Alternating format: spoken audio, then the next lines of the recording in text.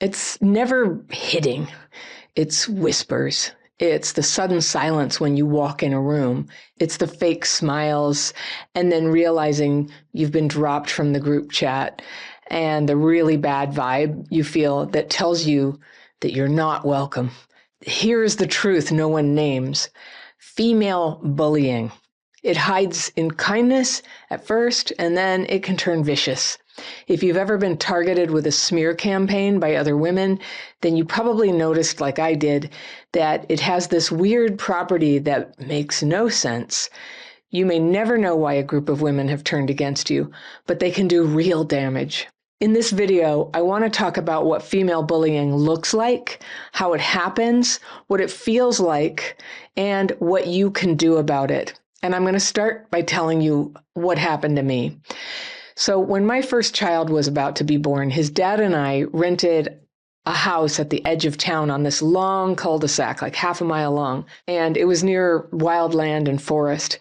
And as luck would have it, out of 20 or 30 households on this cul-de-sac, 5 of them were about to have their first child, like in the same few months. So I was invited to join a mom's group.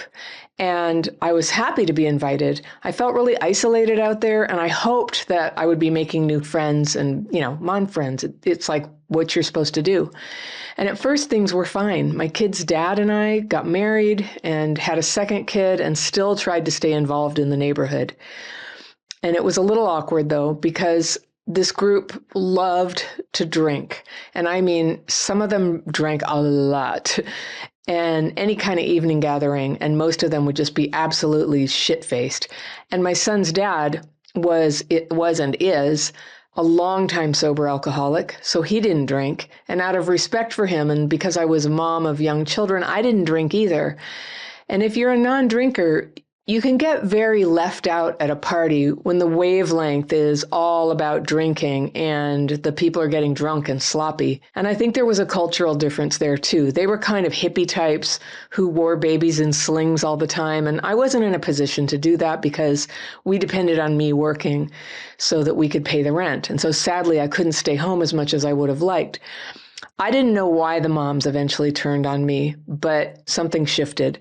It started small, little stuff, people exchanging weird looks when I hung out in the group, then an email thread that I wasn't included on, then I mentioned it, but then they did it again.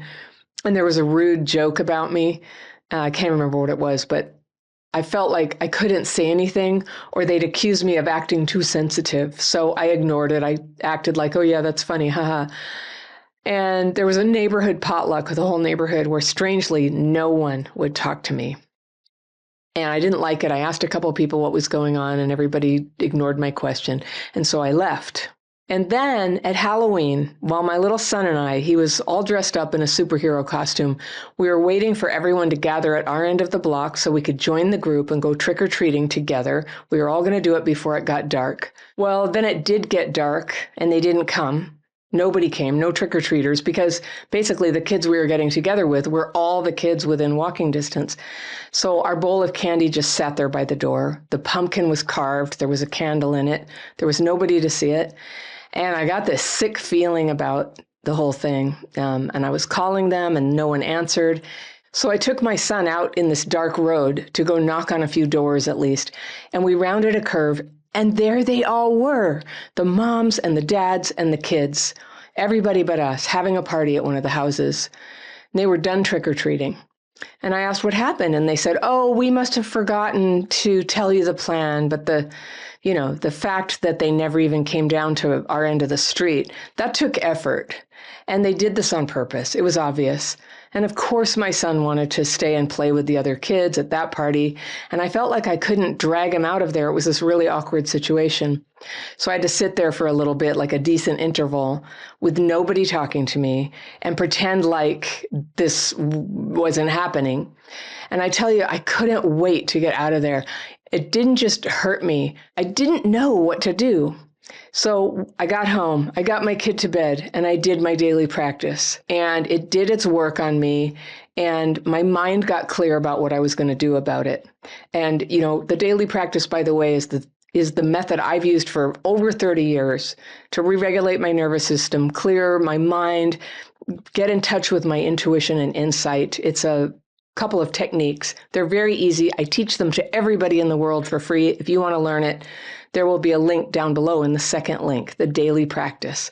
You can always get it there. So the next day, I went and knocked on the door to the mom whose kid was my son's favorite friend, thinking she would tell me what's going on. They went to the same preschool, and we used to carpool together to share the job of getting the kids there. And I was really angry and hurt, and I asked her why that had happened last night. And I found out it was her who started it, the smear campaign, and I found out why she did it. The whole thing began about a month before when I had to tell her family, I told her husband, I can't carpool your kid anymore because my car only holds 2 car seats in the back. And now with the new baby, I got 2 kids, so I can't do your kid too. So he said on this one day, he goes, well, this is a total emergency. I need to get him to school. Our car is broken. Could you just help me out today? And I was like, yeah, but I would have to put him in the front seat, which is legal, or was then in any case. It was legal to put a kid in the front seat. They were 3 or 4 years old. It was advised not to. You put the front seat as far back as it goes, So I drove their kid to school, and I drove carefully. I wasn't too freaked out about it. And that was all there was to it. I dropped the kids off at school. So then gradually after that is when I started realizing there was this smear campaign against me. So evidently the mom heard about this and was enraged. And I don't know what her husband told her, but it couldn't have been the truth about the situation where he really asked me to do it and I was reluctant. But in her mind, I had done this terrible thing. I had endangered her kid, and I should have known better. I should not have done it. And so she told everyone in the neighborhood that I was a dangerous person and should not be trusted around children. That is such a serious thing to say about somebody. And it was just totally a lie. So I told her what had happened and that I had not volunteered to do that, but her husband really needed it and asked me, and reluctantly I agreed. And the school was like a mile away on a quiet road, and it was legal. And she said, well, I don't care. You nearly killed my child. And she said that she couldn't even look at me ever again, that what I had done was so terrible. And she was like shaking when she told me. It just made no sense. And I feel like this was some issue between her and her husband. I was not involved in that. I don't know what that was about, but that was it. She recruited every mom on the block and the other neighbors to shun me and not speak to me. And we were never included in neighborhood activity again. And then around that time, my marriage fell apart. So my kid's dad, he moved out. I became a single mom. I was handling all this stuff by myself. And I found out that that's probably a trigger sometimes for people to kind of turn against a single woman, maybe. And then more problems happened, and I had a surgery that I needed, and something went wrong, and it led to 4 years of medical complications. I ended up with 14 major surgeries, 44 trips to the emergency room. I had these constant problems in and out of the hospital. And, my kid's dad would take over when I had to go to the hospital. But in the middle of the night, it wasn't always possible. I was always in this really difficult situation. And none of those neighbors did anything. One of them once made a dinner for me years later, 4 years into it, made a dinner for me. And I talked to them about this, but they were just like holding firm. No, you were a terrible person. You drove that kid. I don't know. It was hopeless, and it went on for a long time. And what happened was 2008, and the housing market collapsed, and my house lost 75% of its value. I was just hanging on paying the mortgage, and then I couldn't sell it because it was worth less than I owed by a good chunk. And it was 10 years all in all that I lived there on that awful street before we could finally move away from those people. And I want you to know that thanks to the daily practice, I was still able to make this period of my life a time of great personal growth. So much of what I teach now, I learned then about re-regulating my nervous system, learning to have better relationships, stopping having negative relationships with men. But one thing I developed then was a set of actions I could take when I was feeling down and depressed that would lift up my spirit. And it's so important, right? So it was 10 years that I lived on that street subject to this female bullying campaign that was just so unfair. But I also want to say that this period of my life ended up being when I did so much inner work and I figured out how to solve a lot of my life problems. I didn't quite yet know what dysregulation was or complex PTSD, which I had, but I was learning how to sort out a lot of the sort of negative decisions that I was making. And I was learning how to keep myself out of problems, which is so important. And I also generated this list of things that I could do to feel happier in the moment. And if you want to see my list of tips to lift your mood right away, I'm going to put that down in the first link down in the description section. You can get through some very hard things if you use these tips. I don't wish it on anybody, this bullying campaign. But if you want to see them, I've summarized them. It's a free download. You can just get it by putting your email in when you click on that down in the description section. I still use this list. I even have made a course out of it that you'll have access to later, but you can have this list for free. It's just like the tips that'll just change your mood right away. So I learned to be happier, but the bullying went on and on. So there was this older single woman on the block who was very sort of socially central to the whole group. And she was very tight with all the moms. And she was running with the Anna is dangerous narrative. And I didn't know that. I mean, she had always been sort of cold to me, but I didn't know how deeply involved she was until it came back to me. Someone told me that she was telling everyone that I was that I was killing cats. She told everybody specifically that I had killed 4 of them. And this is just so fabricated. I had a cat when I lived there. She was a nice cat. She eventually died of old age. And if anything, I should have put her to sleep earlier than I did because I had been through the death of somebody, and I honestly had PTSD pretty bad, and I could not deal with putting my little beloved cat down. And so in her last week or so, she was crying, and maybe the neighbors heard that she was crying. She had pain. Honestly, I feel so bad that I didn't do that, but I didn't kill her. In fact, I didn't kill her, I didn't do that. But then the rumor went around that I killed 4 cats, and she was telling everybody that I was dangerous and you shouldn't let my pets get near me. So I'm telling you, this was the most insane smear campaign. And to this day, it's so confusing to me. Like, what was that? What are they even thinking? Why did they single me out? So after my cat died, I got a kitten, and then she told everybody I was abusing the kitten. Like, nobody would speak to me. And there was this one man, also an alcoholic, a father of teenagers who lived a couple doors down, who would regularly pee into the backseat of my car. I figured out it was him. He ruined that car. I had to start locking the car because of him. It was a rural place where nobody locked up. It's like people had gone mad. It was like a witch hunt. And though it felt good to confront people, it was like good for my spirit to say, you're wrong about me. There was literally nothing I could do. So I waited for the housing market to recover enough to sell my house. And the 2008 thing really hit hard. And even though I'd made every payment for 11 years on time, I put quite a bit of money in. And I'd put quite a bit of money into improving the property. It was underwater by a lot. The value had dropped 75%. I owed more than it was worth at that time. And I couldn't sell it without owing a huge amount of money. So even though I had no trouble making payments, it's called a short sale, effectively giving it back to the bank and just getting the hell out of there with nothing to show for it after all that. And honestly, if I had it to do over again, I would have rented it out because the market did bounce back and it went crazy. And today, I didn't want to do this, but I looked, what was that house worth now? And what would be my equity in it? And you know what it was? $1 million that I don't have, that was in that house. But part of me is just like, oh, well, I really needed to get out of there. I had it for so long with that crazy, sick environment and all the drunkenness and drugs, I think, and gossip and unfair treatment, and still never knowing what it was. Like when you have CPTSD, when you're working on how you feel bad about yourself, if people treat you badly and you don't know what it is, in a way, that's worse than knowing the worst thing it could possibly be. because your mind will just play tricks on you, and make you feel bad about yourself. But not me. I rose up. I got engaged. I got married to my now husband. I got out of there. I got a happy marriage. I lived in a happy neighborhood. That is my revenge. But I never understood why they did that to me.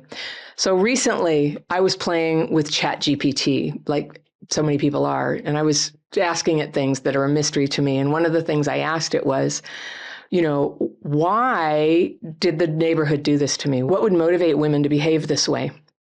And it told me something. And I printed it out so I could read it to you. So ChatGPT says, yes, I can explain it. I'm sorry that happened to you. It's cruel and it's common, especially for women who have experienced trauma. I guess it knows me, right? When a group of mothers gangs up on someone like that with rumors, cold shoulders, and smear campaigns, it's often not because of anything you did. It's because of who you are, and more specifically, what you don't do that threatens the status quo.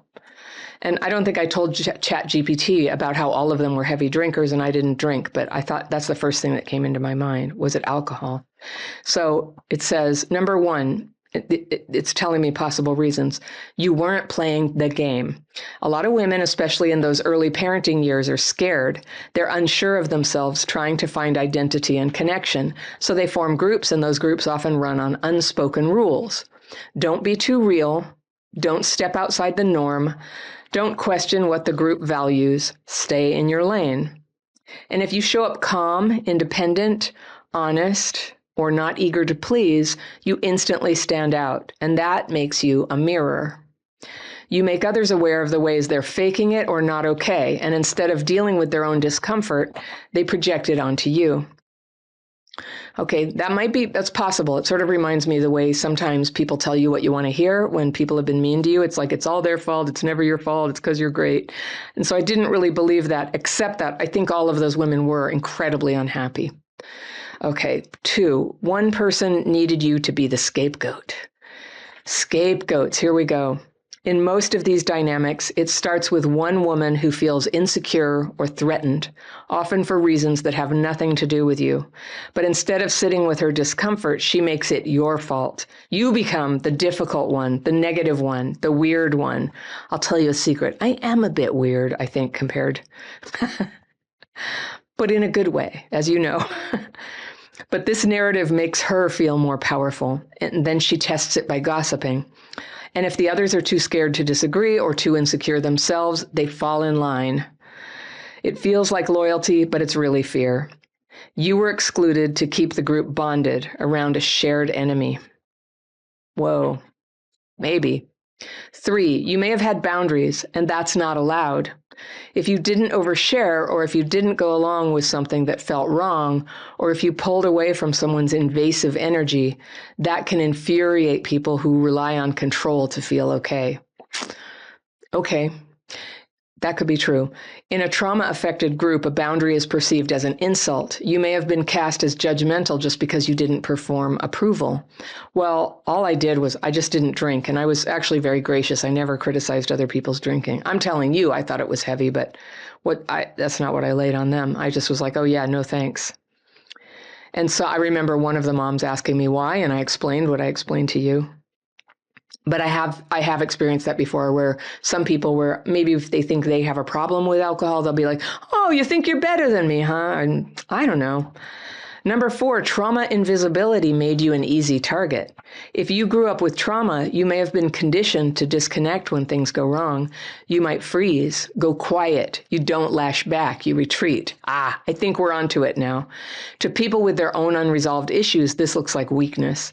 And some people, especially those clinging to social dominance, go after the person who won't fight back. It's not fair, it's not okay, but it's how these dynamics often work. Bottom line, this is ChatGPT, says, they didn't gang up on you because you were bad. They did it because you made them feel something they didn't want to feel. And instead of doing their own work, they chose cowardice. They bonded around cruelty, and they picked someone they thought was alone, which I was. Eventually, when I was divorced, I was. And actually, in that marriage, I was pretty alone, too. That wasn't a reflection of your worth. That was a reflection of their fear. And if you want, I can help you write about this.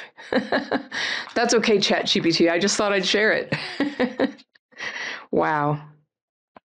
So that's the best I've got about why it happened. I think some of you can maybe say something in the comments if you've had it happen to you, to share insight about, like, it happens. It's vicious. It's very damaging. It's not the only time I've had women gang up on me, but this was the worst and most consequential. And it isolated me so much. And it was later, after this episode of bullying, after I stopped having any contact with any of them, I just was like living in my house, getting there by myself, that, stuff got harder for me. That was getting into some of the hardest time of my life. And I got involved with somebody who turned out to be on drugs. And so at that point, perhaps there was gossip you could have had about me.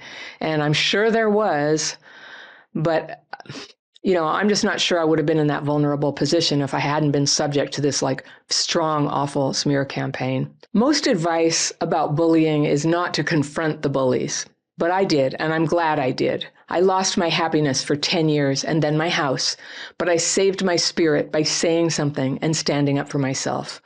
And when I did, they didn't apologize. They never acknowledged what they did, but the bullying stopped.